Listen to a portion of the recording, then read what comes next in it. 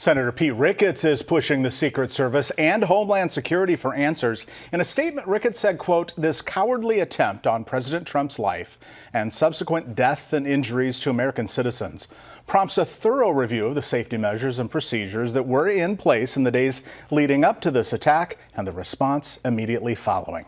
In a letter to the director of the Secret Service and the Secretary of Homeland Security, Ricketts asks, was either the Secret Service or the Department of Homeland Security notified of any threats ahead of the event?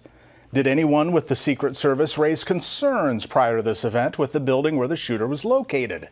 Did any member of the Secret Service or any other law enforcement member request permission to engage the shooter? Were any such requests denied?